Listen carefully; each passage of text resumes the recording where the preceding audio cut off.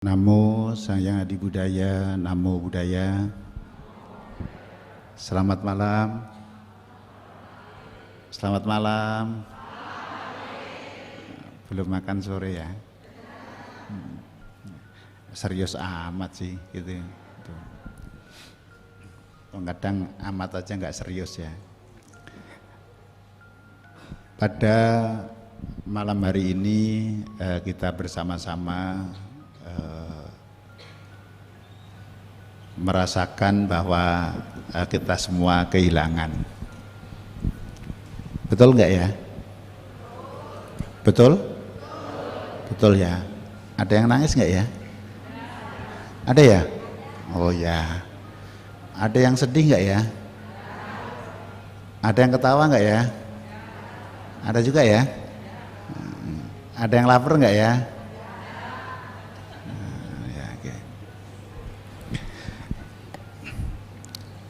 Terakhir saya bertemu Eyang pada tanggal 17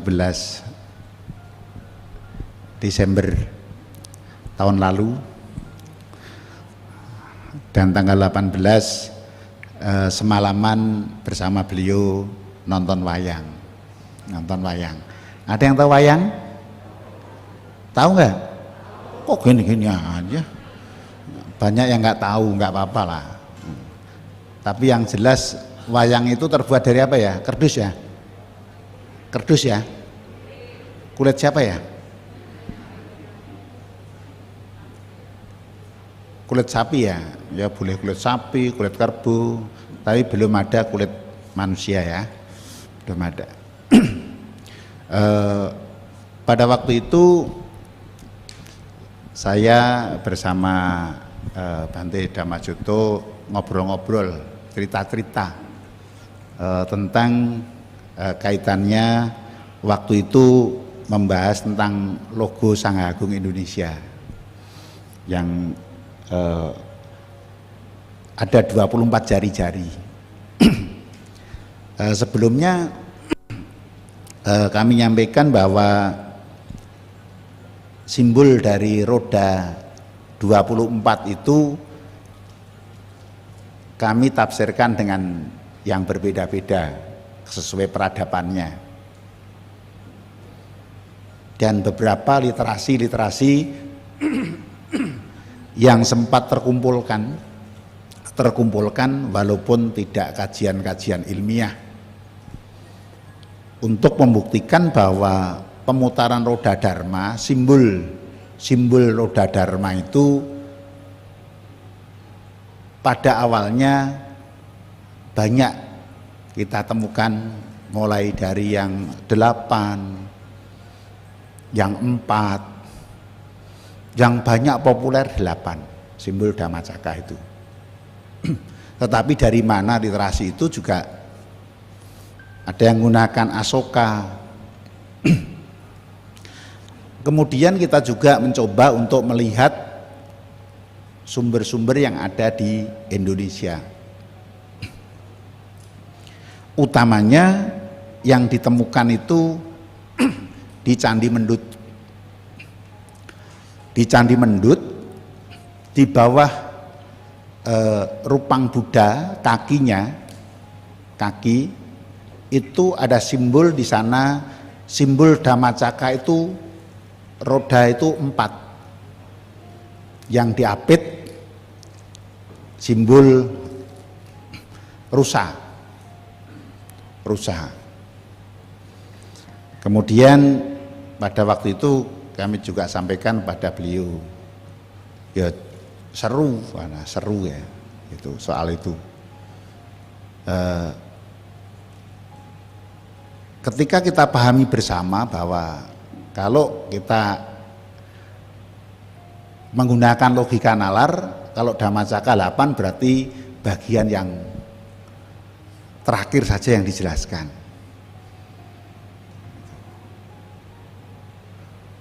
Dan waktu itu yang nambahkan, kalau 8 berarti kan hanya mewakili satu kebenaran.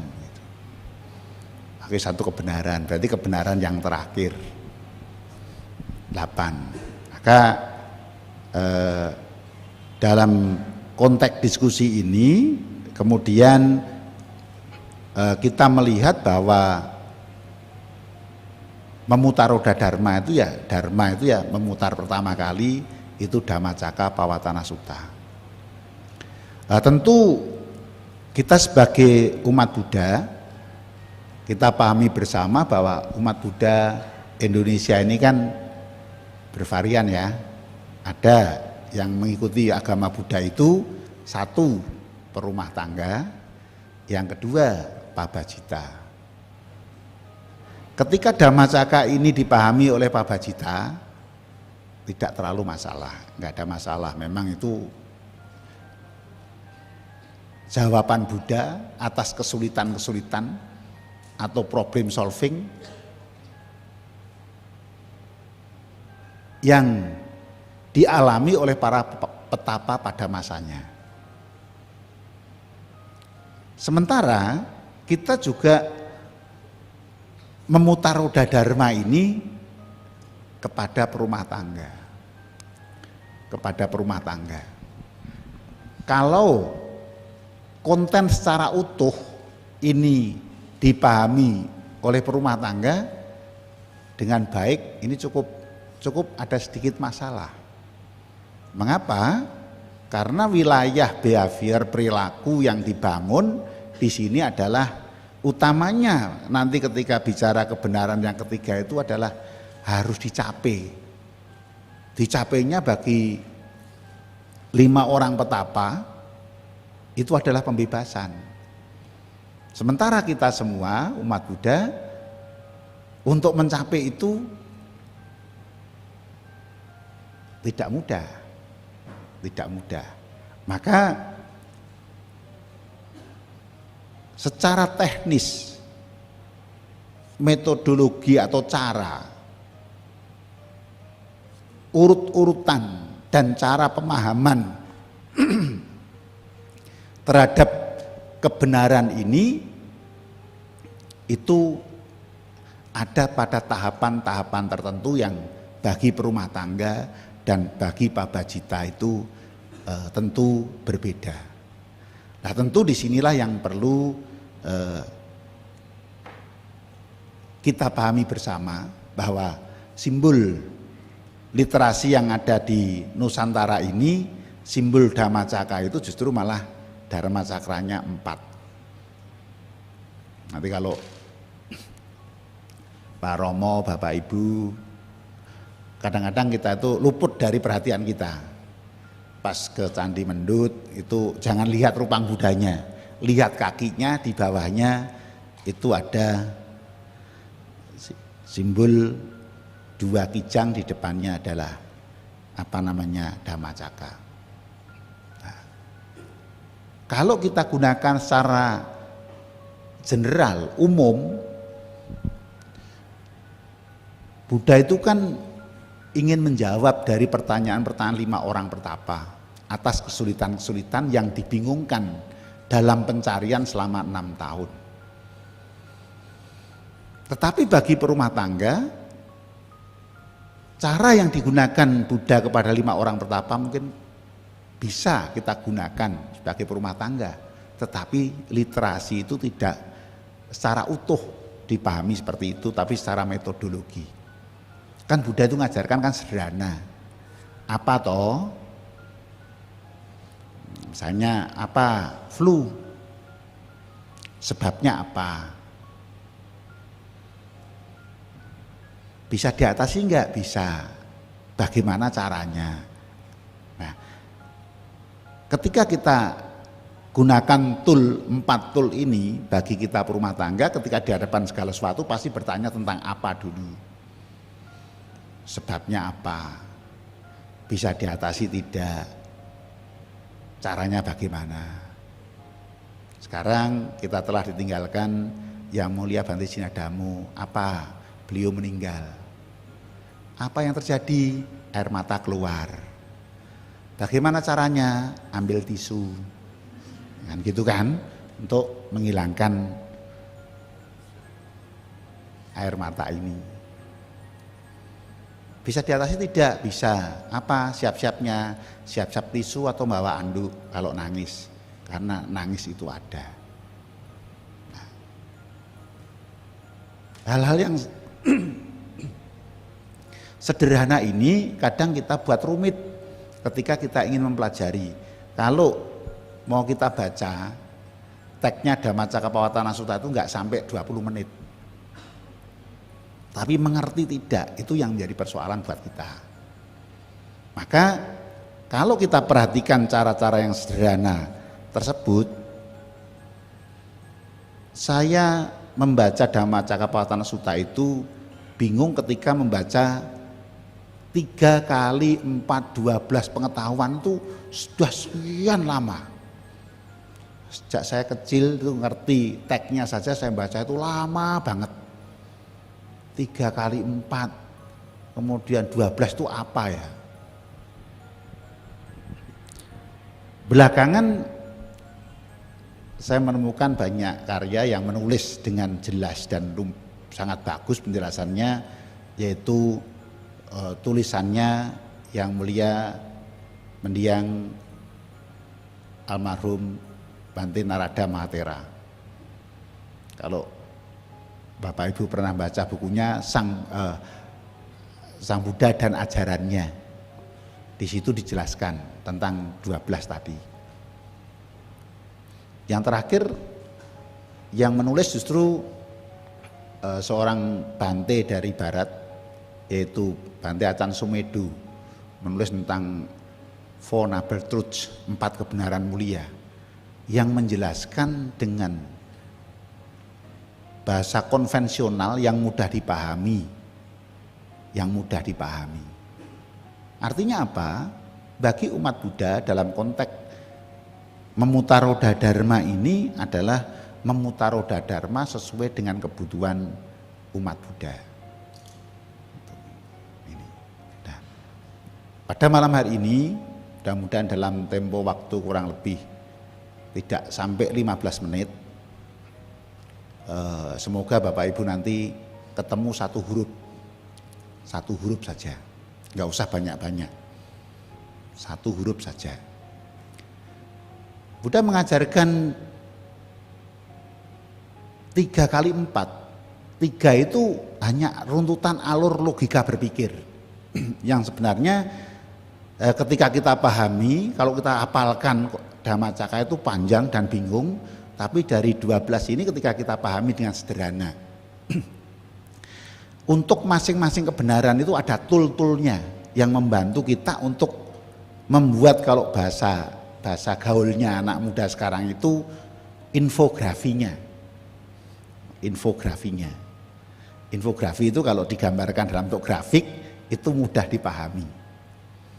Jadi karena ini tidak saya tayangkan di LCD gitu, kalau ditayangkan di LCD ya langsung gitu aja, karena ini membayangkan, mudah-mudahan yang terbayang itu tetap apa yang saya omongkan, tidak terbayang misalnya kue tio, mie goreng, kemudian nasi goreng, mudah-mudahan nggak terbayang itulah, karena mas jam-jam sekian ini kan yang belum terisi kan pasti terbayang itu.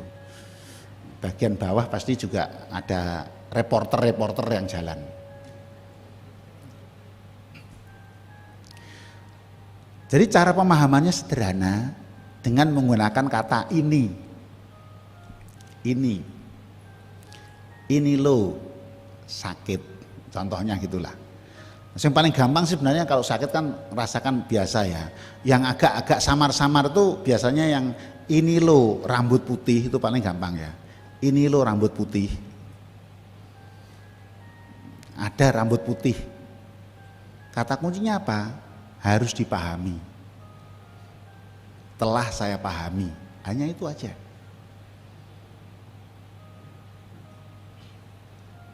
Apa maksudnya? Bahwa kebenaran pertama yang terdiri dari 12 poin itu diantaranya adalah lahir, sakit, tua, mati, nangis, berkeluh kesah, berkumpul, berpisah, tidak mencapai apa yang diharapkan. Ini semua dan termasuk kelompok jasmani kita ini di sana kan diterjemahkan duka gitu aja. Nah, duka sementara ini variannya ketika menerjemahkan itu macam-macam. Dianggap penderitaan.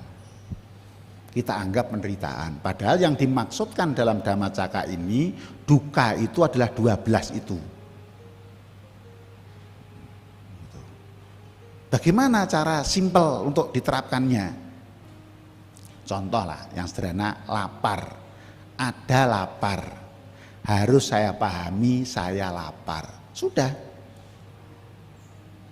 Tapi kalau mikir, udah jam segini, Banting ngomong kok nggak selesai-selesai ya, gimana apa, itu semakin lapar dan semakin sakit.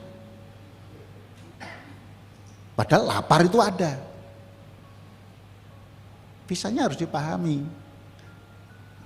Ada mak-mak yang punya cucu di bawah 5 tahun ya, yang cucunya di bawah 5 tahun. Ada yang kalau di sini saya lihat di depan kok tanya anak itu repot lah, apalagi depan mami ini ya, ngomongnya mesti cucu lah, nggak mungkin punya anak. Cucu di bawah 5 tahun. Misalnya aktif. Kalau selevel kita sebagai orang tua yang normatif, ketika ada anak aktif itu menganggap kita anak itu nakal. Tetapi kalau cara melihatnya dengan kebenaran ini sederhana, ada anak aktif, harus dipahami anak atau cucu saya aktif. Telah saya pahami memang anak dan cucu saya ini aktif gitu loh. Sudah nggak ada masalah. Nggak ada masalah kan? Wong memang aktif kok. Harus dihilangkan aktifnya berarti ya nggak bisa. Wong memang ada aktif.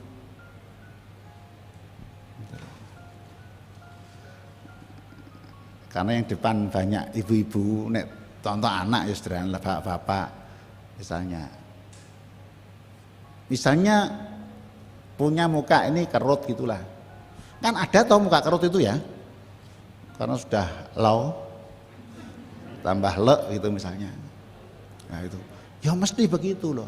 Ada usia tua, harus dipahami ada usia tua, bukan menderita karena usia tua. Yang sering terjadi, saya menderita karena tua, padahal usia tua itu ada. Usia tua dihilangkan, tidak bisa, memang ada. Bisanya apa? Hanya satu kata, memahami, itu aja lah. Misalnya teman-teman yang dari luar kota mau ke Wihara Borobudur dari bandara pakai Google Map, waduh dimasukkan ke jalan-jalan kecil. Ya Google Map tugasnya begitu, cari yang tidak banyak trouble. Tapi kalau marah-marah, Google Map nggak sembarangan, ngasih pesan nggak jelas. Ya memahami Google Map seperti itu ada begitu. Nah, kata kunci ini yang menjadi penting buat kita, termasuk usia tua, kematian.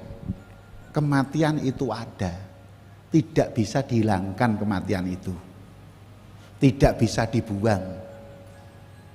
Bisanya hanya dipahami. Loh Bante kan saya sedih, saya menderita, berarti mati ini yang membuat saya menderita? Tidak, mati tidak membuat menderita, kematian tidak membuat penderitaan. Yang membuat penderitaan itu bukan terletak di kematiannya, bukan terletak di aktifnya, bukan terletak di rambut putihnya atau muka kerutnya. Muka kerut, rambut putih nggak komentar apa-apa. Yang menjadi masalah adalah karena kita menolak kematian yang membuat saya itu menderita dan sedih. Kenapa? Mengharapkan hidup terus. Nah, keinginan untuk hidup terus inilah yang menjadi masalah. Kata kuncinya di sini adalah keinginan yang membuat kita itu menderita, bukan kematian, bukan aktif, bukan muka kerut, bukan perut lapar. Karena sejak dulu sampai sekarang perut lapar ada, sejak dulu sampai sekarang rambut putih ada. Yang membuat kita itu menderita itu bukan terletak di kebenaran yang pertama, tetapi terletak di kebenaran kedua. Maka di dalam kebenaran kedua itu, ini loh sebabnya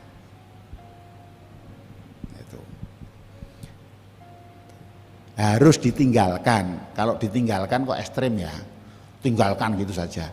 Sekurang-kurangnya harus dikurangi. Telah saya tinggalkan atau telah saya kurangi. Jadi keinginan yang tadi mempertahankan sesuatu yang alamiah tadi, ingin tidak boleh berubah, itulah yang menyebabkan kita itu menderita, bukan terletak pada kebenarannya. Sakit itu ada. Sakit bisa dihilangkan enggak ya? Bisa dihilangkan enggak? Bisa, Bante, ke rumah sakit, nanti pulang sembuh, besok bisa sakit lagi enggak? Bisa. Artinya kata kuncinya kan sakit ada. Nah, supaya enggak sakit bagaimana? Ya jaga makan, jaga ketahanan tubuh, macam-macam lah.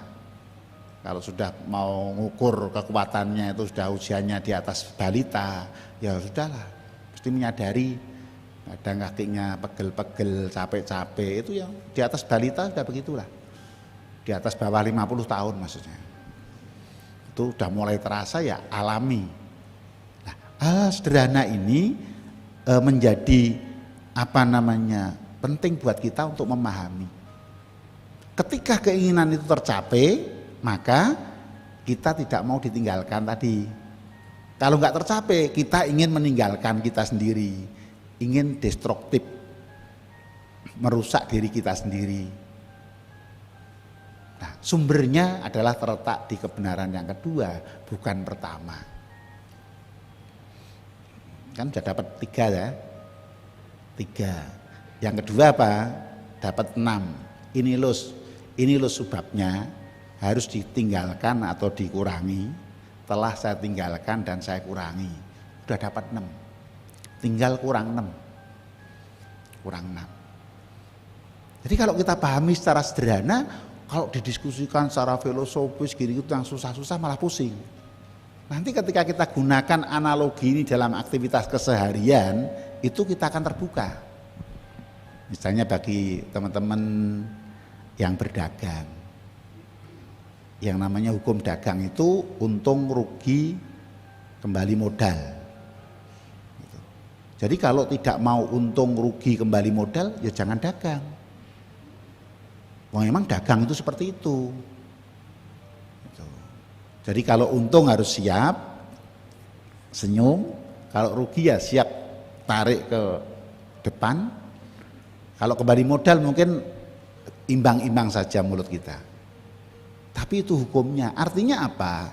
Kata kuncinya harus memahami bahwa hukum dagang seperti itu.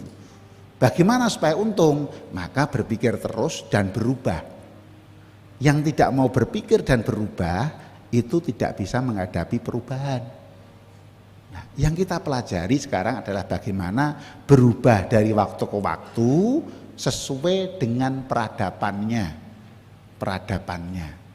Nah, peradaban ini erat kaitannya dengan pola pikir dan budaya berpikir kita sendiri.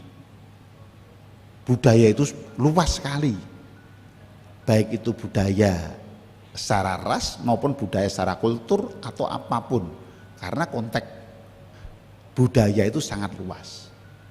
Nah, pemahaman-pemahaman demikian menjadi penting. Maka pada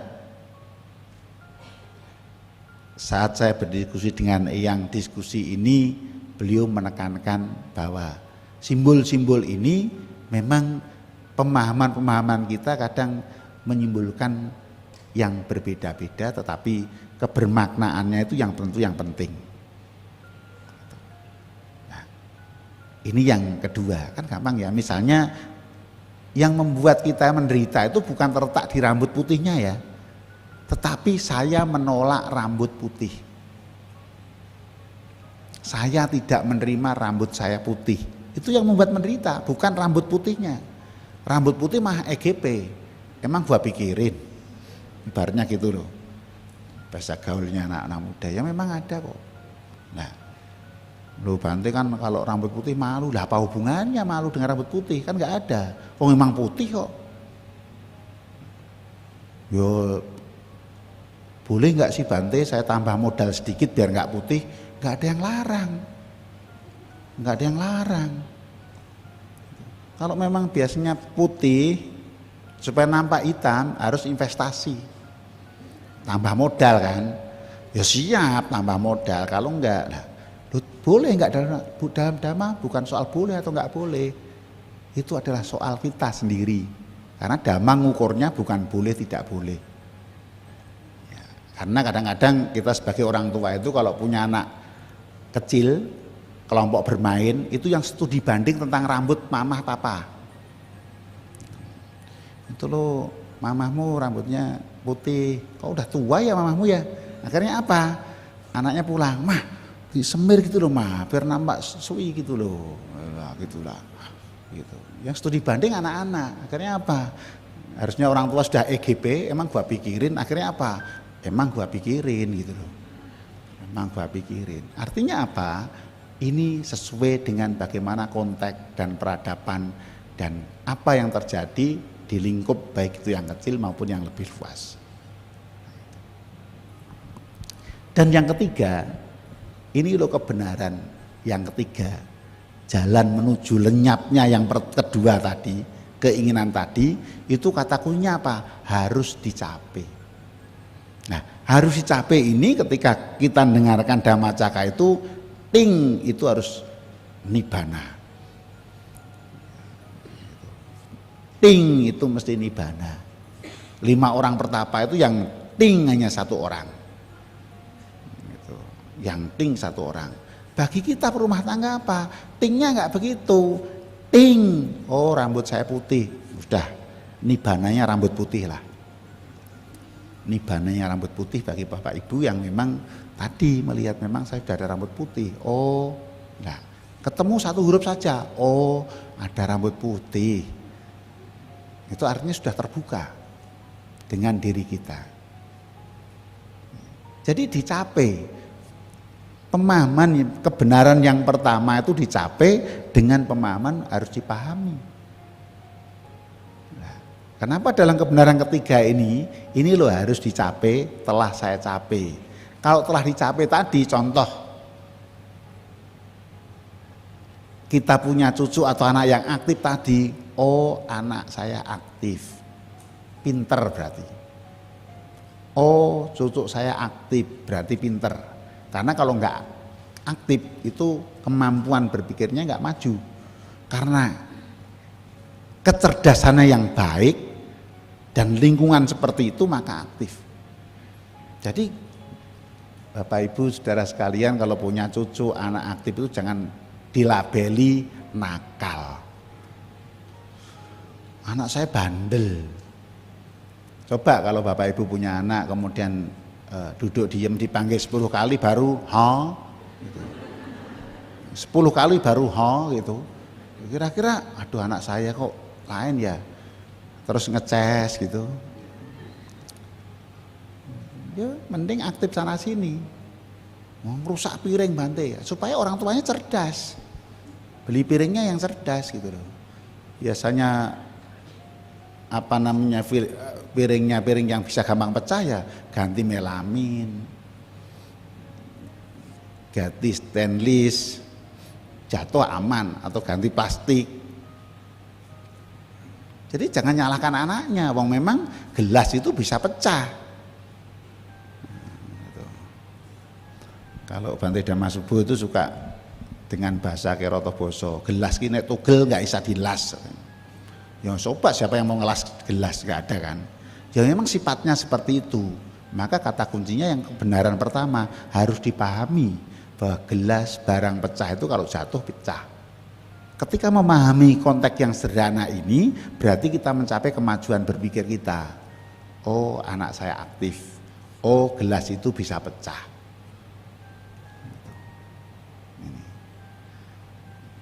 Ini tadi kita kan hanya cari 12 ya, sudah dapat 9. Belum sampai 15 loh. Tapi 5 orang pertapa pada waktu itu belum tahu, yang tahu baru 1. Artinya kalau sekolah gitu lulus ya, nah, itu banyak teman-teman pada ibu-ibu guru ini belum memenuhi KKM, kriteria ketuntasan minimal, belum. Gitu. Yang keempat apa? Yang keempat inilah yang tentu menjadi penting, bahwa jalan menuju lenyapnya duka ini bukan dilalui. Selama ini kan melalui 8 ruas jalan mulia. Di dalam penjelasan Dhammacakka ini, 4 kebenaran mulia inilah yang terakhir, 8 itulah yang harus dikembangkan terus-menerus. Harus dikembangkan. Ini loh jalan menuju lenyapnya duka, harus dikembangkan. Telah saya kembangkan. Seperti itu. Kenapa dikembangkan? Karena yang pertama yang dikembangkan adalah pandangan yang benar. Pandangan yang benar di sini dimaksud adalah pandangan yang benar terhadap kebenaran pertama. 12 poin tadi. 12 poin ini. Dengan cara demikian, pandangan yang benar terhadap apa? Terhadap rambut putih.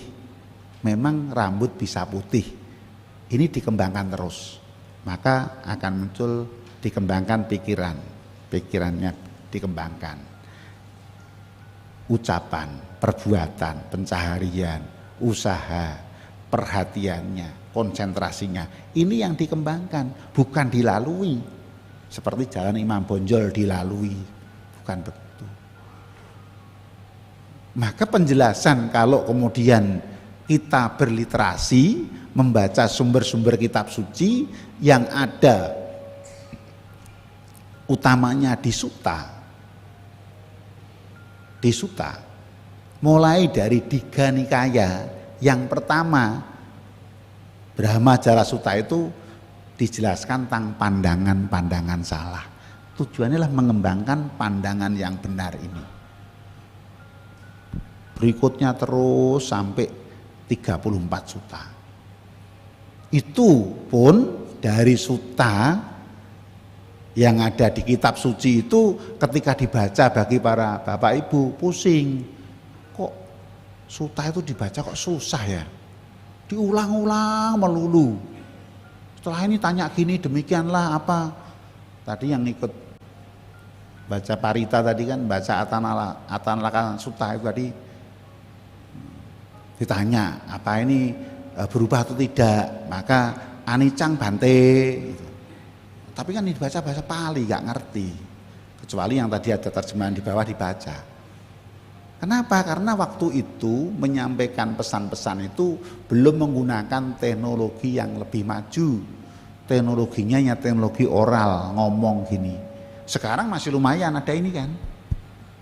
Harusnya saya dengar di depan saja, mulai dari lantai dasar di sini, lantai 2 di luar sana bisa mendengar karena ada pengeras suara. Ini teknologi zaman Buddha oral, belum ada tulis. Artinya ketika menyampaikan dengan ngomong-ngomong, jadi zaman dulu itu kalau Buddha menjelaskan Dharma itu enggak begini. Semua duduk diem, semua apa duduk aja pas-pasan begini, mau gerak susah apa. Dulu ketemu 5 orang yang nggak duduk gini, nggak baris gini, nggak tahu membayangkan apa. Tapi waktu saya lihat gambar Dhammacakka itu bantainya duduk baris kok. Ya namanya disusun yang berapi ya harus susun begitu lah. Tapi model cara menyampaikannya dengan lesan, maka diulang-ulang supaya mudah. Siapa namamu? Namaku Meta. Apa benar Meta tinggal di sini? Benar Bante. Apa benar kamu sedang belajar? Benar. Kan ngomong kan. Ketika dibaca itu nggak cukup menarik, nggak cukup menarik di sutta-sutta yang diajarkan Buddha. Bagi para umat Buddha, apa boleh baca? Boleh. Tapi baca, ada beberapa hal yang memang diperuntukkannya bukan untuk bapak ibu, tapi diperuntuknya untuk para bante, para pabajita. Jadi kalau kita perhatikan dari pola-pola ini, cara sederhana bagaimana kita menghadapi ketika kita dihadapkan dengan persoalan, ada masalah. Sebabnya apa? Bisa diatasi tidak? Bagaimana caranya? Hanya begitu. Metode ini yang barangkali memberikan tool, template untuk membangun kerangka berpikir, untuk membangun cara berpikir agar setiap kali menghadapi persoalan tidak hanya cari kambing yang hitam.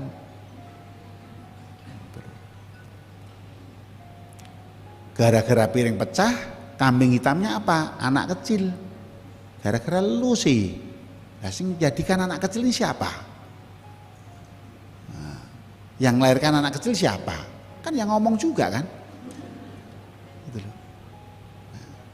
Nah, pola-pola pemahaman inilah yang sederhana bagi kita umat Buddha terkait dengan era kekinian itu yang menjadi penting buat kita bersama untuk dapat kita jadikan sebagai cara atau template.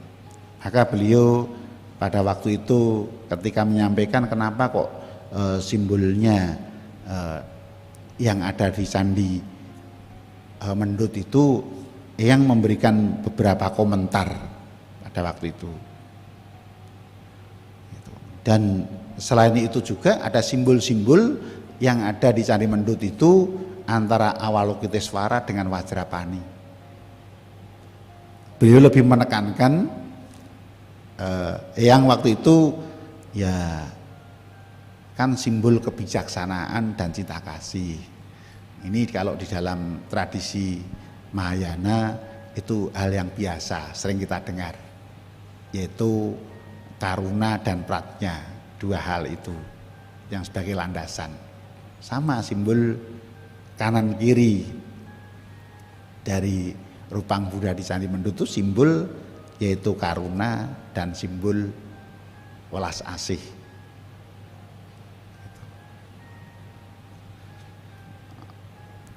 Yang walaupun kadang-kadang yang itu kalau ngomong cepat-cepat, itu kan di Karanimata Sutta juga ada ibu dengan anaknya apa ya, kita kalau kita nggak jeli dengerin kadang-kadang nggak ngerti.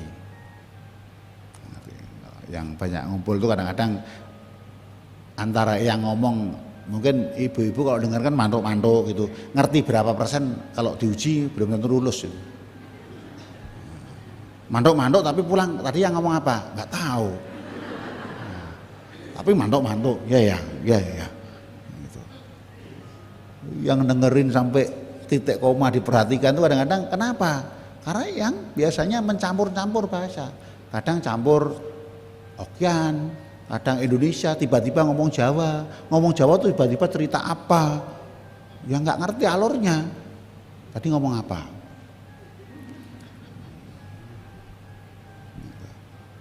Tapi yang terbiasa komunikasi biasanya bisa ngambil poin-poin penting. Nah maka untuk itu akhirnya jadi poin-poin kekuatan. Nah kalau sekarang ini kalau teman-teman yang sering webinar, sering komunikasi online itu kan biasanya buat PowerPoint ya, power dan poinnya. Nah yang itu ketika nyampaikan sesuatu kita tahu poin-poin yang disampaikan itu sebenarnya spirit, punya PowerPoint-nya. Tapi kadang-kadang tadi tanya tahu nggak? Ya, kok kelihatan kamu tadi gini-gini? Iya saya gini-gini sambil dengarkan sambil pusing juga. Nah, tapi inilah kekasan beliau ketika menyampaikan pesan-pesan itu pada poin-poin penting yang kadang-kadang tidak bisa kita baca secara literasi dengan baik. Nah, ini menandakan apa? Bahwa Eyang itu pada prinsipnya membelajarkan kepada orang-orang yang cerdas. Orang yang cerdas. Kalau nggak cerdas, nggak bisa memahami simbol-simbol. Ini beda. Jadi kalau ibu-ibu, bapak-bapak, emak-emak gitu sama cucunya jangan pakai simbol. Cucu harus berliterasi dengan jelas, nggak boleh dengan simbol. Misalnya nyuruh cucunya pergi itu nggak bisa gini. Ngapain sih mak? Gini-gini ada apa mak? Harus jelas. Dek, pindah ke meja sebelah ya, ada tamu, harus jelas. Kalau gini-begini nanti ada apa mak gini-gini, nggak ngerti. Ini yang merasa emak-emak apa tahu lah dulu kalau ngingetin anaknya nggak pakai ngomong itu, gitu aja sampai runcing masalah. Kalau nggak cocok sampai runcing betul mulutnya.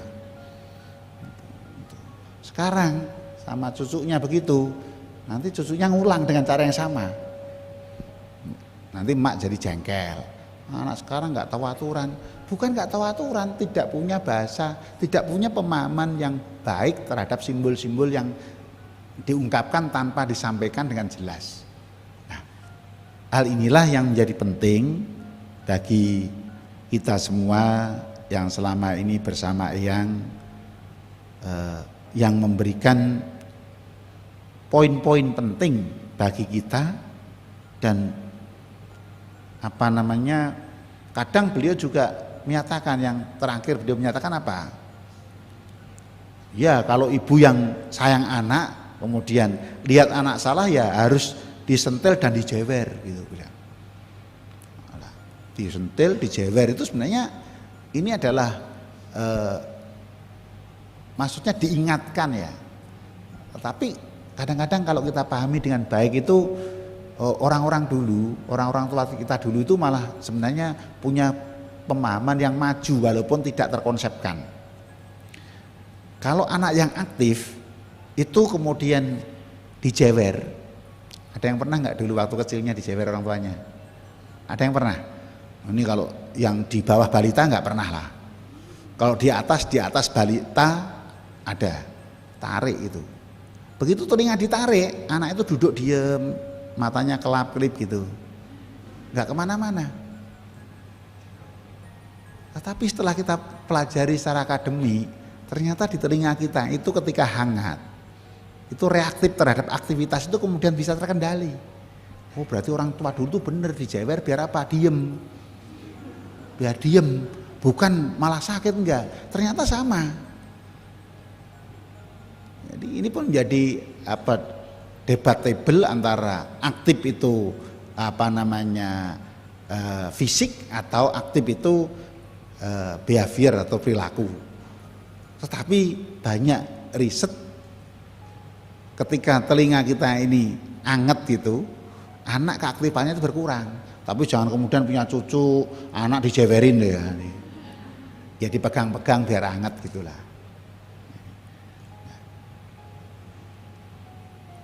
Beliau sering menekankan seperti itu. Ini yang terakhir saya diskusi terakhir dengan beliau yang sederhana apa? Menyampaikan nilai-nilai dharma itu tidak kemudian semua kita umat sudah mau tahu, tidak harus tahu semua. Yang penting kebutuhan Bapak Ibu untuk tahu dharma itu apa, itu penting. Tidak mau kepengen jadi ensiklopedi agama Buddha yang nanti tujuannya untuk memberikan jawaban. Kalau ingin seperti itu nggak perlu kita jadi ensiklopedi. Pakai saja aplikasi artificial intelligence yang sekarang berkembang, tanya apa saja dijawab dengan baik. Tapi nilai-nilai apa yang dapat kita terus jaga, kita terus rawat adalah bagaimana kita hidup itu sederhana. Kesederhanaan yang kita tidak ragu lah beliau. Kadang-kadang kita yang muda-muda itu beliau dalam tempo 2 hari baru sampai Surabaya. 2 hari kita sudah bisa pindah tempat 3-4 tempat dengan cara yang berbeda. Itu pun juga terkait dengan peradaban dan kebutuhan. Tapi beliau dengan sahaja, dengan perjalanan selalu lewat darat, kecuali dalam kondisi kepepet gitulah ya. Kepepet itu pun kalau kepepet pun kalau masih bisa darat ya tetap darat. Lah pesan-pesan beliau yang barangkali mungkin kadang-kadang Bapak Ibu susah memahami, tapi dapat poin-poin tertentu, kadang-kadang memberikan kekuatan bagi kita, menguatkan keyakinan kita untuk semakin kokoh. Nah, itulah barangkali yang menjadi penting buat kita, yang dari waktu ke waktu terus kita renungkan spiritnya, bukan kemudian kita akan terus tidak menghentikan air mata kita. Karena kata kunci tadi sudah ketemu, ada kematian, harus dipahami, telah saya pahami. Tapi air mata nggak bisa direm kok Bante. Nangis itu nggak ada larangan gitu loh, nggak ada tulisan di sini kan, dilarang menangis nggak ada kan. Paling dilarang merokok karena mengganggu yang lain. Kalau nangis keras-keras mau pakai mic, ya itu yang tidak bisa di sini. Saya mau demonstrasi nangis Bante, nangis boleh, wong memang ada nangis kok, ada nangis. Nah, hal-hal inilah yang barangkali menjadi penting buat kita agar kehadiran para Romo Bapak Ibu sekalian di malam terakhir besok akan memprabukan atau kremasi jenazah beliau. Tentu kemarin yang sudah terlanjur nggak bisa dihapus. Sudah nangis kok, mau saya hapus yang kemarin nggak bisa. Tapi barangkali besok atau nanti, wah ini malam ini akan saya tambah Bante biar tadi energi saya segini kok, supaya tinggal segini, ya boleh. Tapi setelah mendengar demikian mestinya ya berkurang lah gitu. Ini para Romo Bapak Ibu sekalian, sehingga ketika kita dihadapkan pada situasi sesulit apapun, kita punya kemampuan dan punya kekuatan. Karena kita dilahirkan sebagai manusia, punya kekuatan dan potensi luar biasa. Tinggal kita bisa tidak untuk mengembangkan potensi-potensi itu. Nah, ajaran Dharma ini membantu kita menghadapi berbagai kondisi dan situasi, baik situasi yang enak, tidak enak, menyenangkan, tidak menyenangkan. Ini adalah kondisi yang alamiah. Maka lebih familiarnya buat kita, kebenaran pertama itu adalah kebenaran alamiah. Alami, memang seperti itu hakikatnya.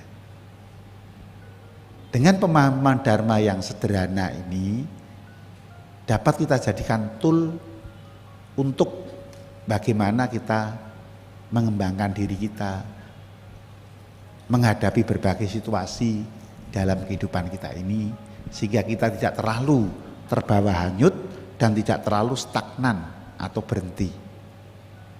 Karena ketika kita sadar penuh bahwa hukum perubahan itu adalah hukum peluang buat kita, dan anicca itu hukum positif.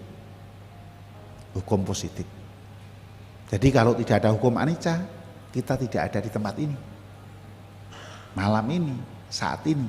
Karena ada hukum perubahan, maka kita bersama di tempat ini.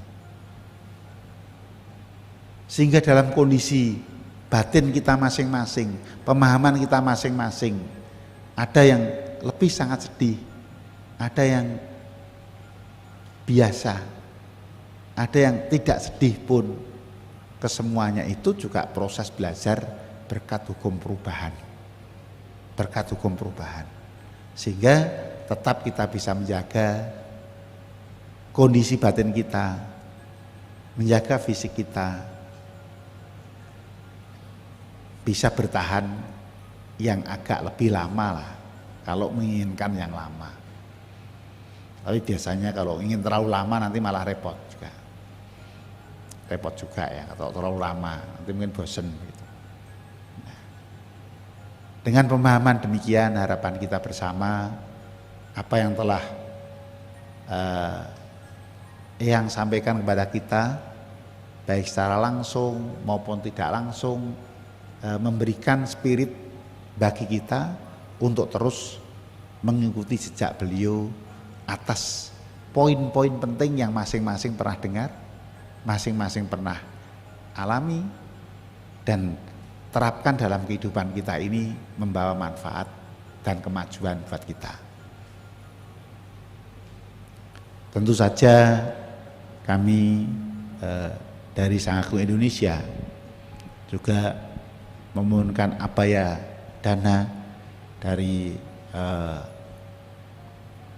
para umat sekalian apabila pada selama hidupnya, baik disengaja nggak disengaja, kadang-kadang mungkin yang ada momen tertentu tidak semuanya memuaskan, membuat nyaman, kadang-kadang mungkin ditanya aja, itu aja. Apa itu? Ya, tentu hal demikian kita tidak lihat dari sisi yang membuat kita tidak nyaman. Ya, ketidaknyamanan itu ya mohon sekalinya kita bisa ya memaafkan, ya, tidak menimbulkan ketidaksukaan atau kebencian dalam hati atau batin Bapak Ibu sekalian. Yang terakhir yang saya sampaikan bahwa dari kesederhanaan beliau ini memberikan kekuatan bagi kita bahwa semua yang disampaikan itu menyampaikan yang benar dan juga menyampaikan pesan-pesan kepada kita semua, utamanya umat Buddha Indonesia, agar tetap dapat berkembang, maju. Walaupun beliau tidak pernah mengeluhkan perjalanan apa, sesulit apapun selama perkembangan agama Buddha, baik melalui darat, air, apapun, selama saya mengikuti beliau tidak pernah mengeluhkan itu semua. Ini menandakan bahwa apa yang telah dilakukan oleh beliau dalam perkembangan agama Buddha ini dilakukan dengan sepenuh hati dan perhatian tanpa melihat sulit atau tidaknya. Bagi kita, kini kita dapat memetik banyak hal yang telah atau poin-poin penting yang selalu beliau tekankan. Dan utamanya yang terakhir beliau memang lebih menekankan bagaimana kita tetap berada di momen di mana kita berada. Artinya beliau sangat memperhatikan utamanya kearifan lokal. Kearifan lokal, budaya lokal yang menjadi sentuhan-sentuhan dan pesan-pesan. Karena beliau suka wayang, seringkali menyampaikan dengan pesan-pesan dan cerita-cerita yang digambarkan dalam simbol-simbol yang mudah dipahami. Inilah yang menjadi kekuatan buat kita bahwa spirit beliau adalah sangat mencintai kearifan lokal, budaya lokal, dan bagaimana budaya lokal itu bisa kita jaga. Kita di mana saja kita berada, dengan latar belakang budaya apapun, budaya ini adalah bagian dari kehidupan kita yang tidak pernah terpisah dari kehidupan kita. Dharma, ajaran Buddha itu adalah menghaluskan budaya-budaya yang agak kontraproduktif dengan peradaban terkait dengan hal yang baik, itu yang dicerdaskan oleh Dharma. Untuk itu pada momen yang sangat baik ini kita sangat bersyukur kita lahir di mana bertemu ajaran Buddha, bertemu sosok sangga yang memberikan teladan buat kita, baik kesederhanaannya, kesahajaannya, dan secara alamiahnya menyesuaikan dengan siapa beliau berhadapan, dan beliau tidak pernah menekankan apa saja. Nilai-nilai inilah yang mari kita bersama-sama terus junjung, terus kembangkan agar agama Buddha Indonesia ini dapat berkembang dengan baik. Dan sekali lagi kami atas nama jajaran Sangaku Indonesia menyampaikan apresiasi dan penghargaan yang setinggi-tingginya kepada para Yang Mulia Bante yang turut bersama-sama kami hadir dalam proses akhir untuk besok dikremasi, dan utamanya kami sampaikan apresiasi dan penghargaan pada seluruh umat Buddha, baik yang secara offline hadir di tempat ini mulai dari tanggal 26 sampai besok tanggal 4 yang ada di Kota Medan maupun di seluruh Indonesia, bahkan di dunia yang bisa mengikuti secara live streaming. Atas semua perhatiannya kami sampaikan terima kasih dan anumodana, semoga berkat kebajikan ini memberikan kekuatan dukungan bagi mendiang Yang Mulia Bante Jinadao Matera dapat merealisasi kebenaran atau kebahagiaan akhir, yaitu Nibbana. Semoga semua makhluk berbahagia, sampai sata bawantu sukitata sadu. Namo Sang Hyang Adi Buddhaya, Namo Buddhaya. Terima kasih.